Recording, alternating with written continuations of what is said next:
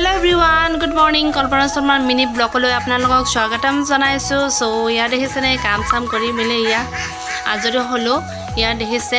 আৰু লগতে ইয়া দেখিছেনে আমাৰ মানুহজনে লৰাকেইটাক স্কুলত থোৱাৰ কাৰণে হাজু কৰি লৈছে আৰু ধাৰাসাৰ বৰষুণ তো মানে ৰেইনকোট পিন্ধি লৈছে ইয়া দেখিছেনে ধাৰাসাৰ বৰষুণ দি আছে আৰু স্কুলত নগলেও নহয় মানে পৰীক্ষা চলি আছে সো যাব লাগিবই তো ইয়া দেখিছেনে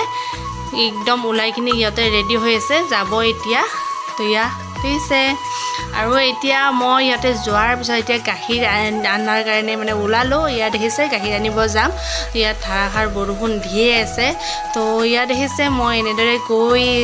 গৈ মানে ঘৰৰ পৰা ওলাই আছো আৰু আপোনালোকক এটা বস্তু দেখাইছো আমাৰ ঘৰৰ আগপিনে এইখন দেখিছেনে পথাৰ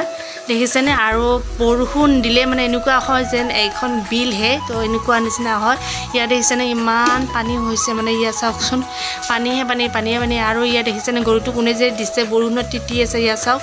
আৰু লগতে এজনী হাঁহ কেনেদৰে আছে চাওকচোন ইয়া দেখিছেনে বৰষুণত চাওকচোন মৰমে লাগি যায় আৰু ইয়া দেখিছে যেতিয়া মানে এই পথাৰত পানী বেছি হয় ন ইয়া দেখিছেনে মই এই ৰাস্তাত একদম পানী উঠি যায় ইয়া দেখিছে পুৰা পানী হৈ যায় ইয়া চাওক আৰু এতিয়া মই গাখীৰ লৈ আনিলো আৰু বৰষুণো কমিলে তো লগৰ এজনী লগ পালো মানে লৰাটো স্কুলত থব আহিছে তো একেলগে আহিলো দুয়োজনীয়ে ইয়া দেখিছে বৰষুণ কমিলে এতিয়া আৰু ইয়া চাওক আৰু গধূলি হ'ল মানে এতিয়া মানে আমাৰ ঘৰৰ ওচৰৰ মাইনা এজনী পুষ্পিতা হৈছে সো মানে সকলোতে নিয়মবিলাক বেলেগ থাকে ন আমাৰ গাঁৱত মানে জননী থোৱা বুলি কয় জননী থব লাগে বেলেগ ঘৰত তাতে তো গধূলি আমি সকলোৱে মিলি এনেদৰে জননী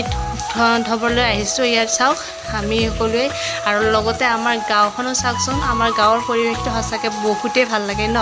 তো ইয়াত দেখিছে চাওক ইয়াত দেখিছে আৰু দেখিছে ইহঁতে মানে ফূৰ্তি কৰি আহিছে সকলোৱে ফূৰ্তি কৰি আছে মানে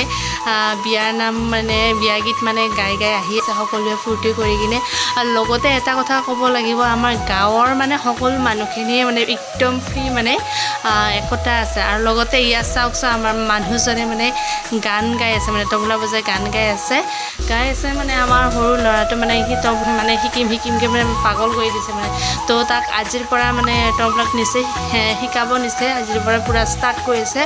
তো গধূলি মানে সি মানে কৈ আছে দেউতাই এবাৰ মানে বজাব লাগে তো দেউতাকে এবাৰ গান গাই মানে তবলা বজালে লগতে সিও মানে একদম কৈছে মানে দেউতা ময়ো বজাম বুলি ক'লে ইয়াত দেখিছেনে টিকটু মিকলিটো আমাৰ বজোৱাত হোৱা নাই বাৰু তথাপিও সি ট্ৰাই কৰিছে সেইটোৱে ডাঙৰ কথা ন আৰু আজিকালি মানুহে নিজৰ প্ৰতিভাবিলাক দেখাবলৈ মানে খুব লাজ কৰে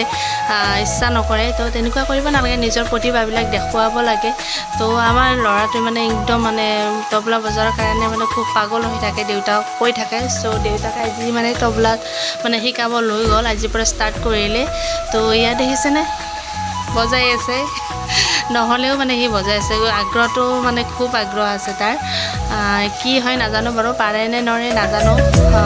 তো এতিয়া মানে তাৰ আগ্ৰহটো খুব দেখিছোঁ তো ইয়াত চাওকচোন